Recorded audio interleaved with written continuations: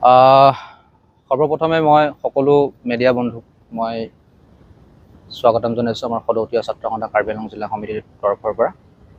আজি এই প্ৰেছ মিটটো আপোনালোকক আমি মতাৰ কাৰণ এইটোৱেই যে যোৱা 5 দিনৰ আগত আমাৰ কাৰ্বি আংলং জিলাৰ আমৰি যিটো আমাৰ ৰিজনেল, সেই আমৰি ৰিজনেলত আমাৰেই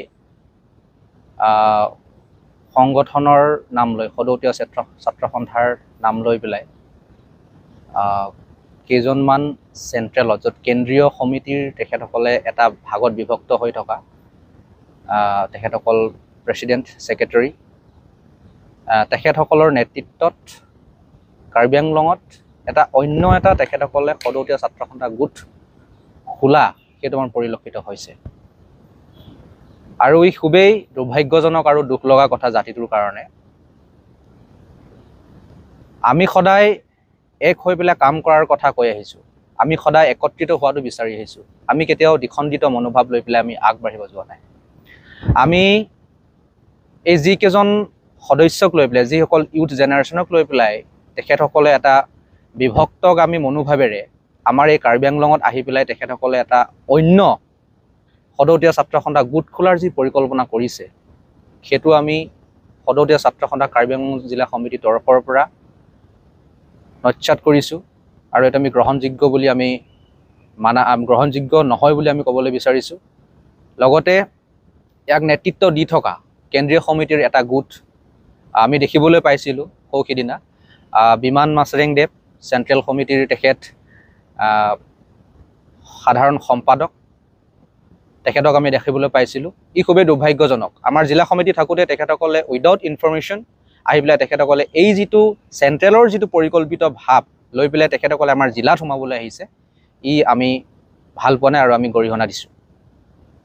দ্বিতীয়তে আমি ক'বলৈ বিচাৰোঁ, যিসকল ইউথ জেনেৰেশ্যনৰ সঁচাকৈ জাতিটোৰ প্ৰতি কাম কৰাৰ ইচ্ছা আছে, কাম কৰাৰ যাৰ হেঁপাহ আছে, তেখেতসকলক আমি সদায় ৱেলকাম জনাই আহিছোঁ। তেখেতসকলে আহক, আমাৰ লগত থাকি পেলাই একেলগে কাম কৰক, একেলগে এক্টিভিটিবোৰ দেখুৱাওক।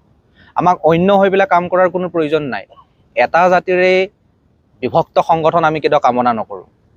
আমি এই চেগতে আমি সকীয়াই দিব বিচাৰিছোঁ যে পুনৰ তেখেতসকলে যাতে এনেধৰণৰ প্ৰক্ৰিয়া আৰু এনেধৰণৰ কাৰ্য কৰা কেতিয়াও সাহস নকৰে, অন্যথা আমি আমাৰ নৈতিকতাৰে আমি আমাৰ ব্যৱস্থা ল'বলৈ আমি বাধ্য হ'ম। আজি চেণ্ট্ৰেলৰ কথা আমি বাৰে বাৰে কৈ আছোঁ, যে কেন্দ্ৰীয় সমিতিক আমি বাৰে বাৰে কৈ আছোঁ যে আমি কাৰ্বি আংলং সদৌতীয়া ছাত্ৰ সন্থা কাৰ্বি আংলং জিলা সমিতি আমি সদায় কেন্দ্ৰীয় সমিতিৰ সৈতে আছোঁ। কেন্দ্ৰীয় সমিতিলৈকে আমাৰ বাৰ্তালাপ হৈ থাকে। বাৰে বাৰে আমি তেখেতসকলক অনুৰোধ জনাই আছোঁ, কাগজে পত্ৰই হওক বা মৌখিকভাৱে হওক বা ফোন যোগেৰে হওক, আমি তেখেতসকলক বাৰে বাৰে জনাই আছোঁ যে আপোনালোকে যিমান পাৰে সিমান সোনকালে একত্ৰিত হৈ পেলাই কাম কৰক কেন্দ্ৰীয় সমিতিত। তেতিয়াহে আমি ইয়াৰ পৰা আপোনালোকৰ লগত সহযোগ কৰিবলৈ আমি ভাল পাম। যেতিয়ালৈকে আপোনালোকে এক হৈ পেলাই কাম কৰিব নোৱাৰে জাতিটোৰ বাবে, তেনে ক্ষেত্ৰত আমি কেনেকৈ এক হৈ পেলাই আমি কাম কৰিব পাৰিম? আমি বাৰে বাৰে সেইটো কৈ আছোঁ। কিন্তু তেখেতসকলে চাৰেণ্ডাৰ, আচলতে তেখেতসকলে চাৰেণ্ডাৰ হৈছে যে তেখেতসকলে এইটো চাৰেণ্ডাৰ হৈছে যে কেন্দ্ৰীয় সমিতিত তেখেতসকলে কেতিয়াও জাতিটোৰ হকে এক হৈ পেলাই তেখেতসকলে কাম কৰিব নোৱাৰে। তাৰ পৰিপ্ৰেক্ষিতত তেখেতসকলে সমগ্ৰ জিলাকেইখনতে এটা বেয়া এটা বিস্তাৰ তেখেতলোকে কাম কৰিবলৈ তেখেতসকলে আগবাঢ়িছে। গতিকে আমি সদৌতীয়া ছাত্ৰ সন্থা কাৰ্বি আংলং জিলা সমিতিৰ তৰফৰ পৰা যেতিয়া চেণ্ট্ৰেল সমিতি গঠন হৈছিলে, তেতিয়া আমাৰেই সহপাঠী, লগতে সাংগঠনিকভাৱে ছিনিয়ৰ প্ৰমোদ চাগ্ৰাদেৱ, তেখেতক আমি কাৰ্বি আংলং জিলা সমিতিৰ ফালৰ পৰা আমি তেখেতক এছিষ্টেণ্ট জেনেৰেল ছেক্ৰেটাৰী আমি কেন্দ্ৰীয় সমিতিলৈ তেখেতক পঠিয়াইছিলোঁ।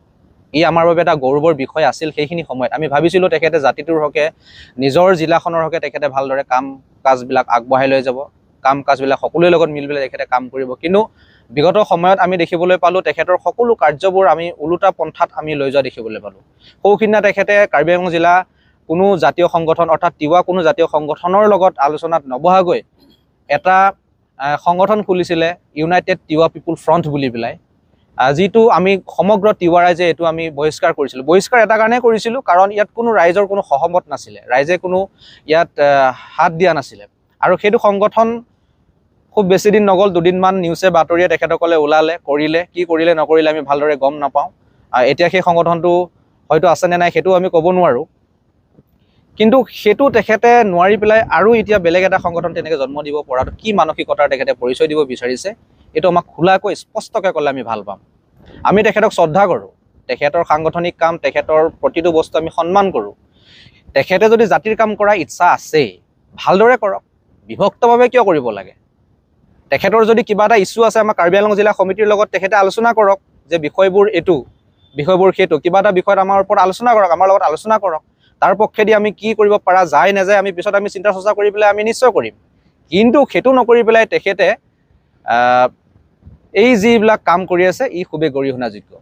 গতিকে আমি শুনিবলৈ পাইছোঁ তেখেতে 6 তাৰিখে আৰু এটা ৱেষ্ট কাৰ্বি আংলঙৰ এটছু পেৰেলেল গোট এটা খোলাৰ যি পৰিকল্পনা কৰিছে, এইটো আমি কেতিয়াও হ'ব দিব নোৱাৰোঁ। আৰু এইটো আমি যদি তেখেতসকলে এইটো কৰিবলৈ চেষ্টা কৰে, ইয়াৰ ব্যৱস্থা আমাৰ ফালৰ পৰা আমি বেলেগ হিচাপত ল'ম।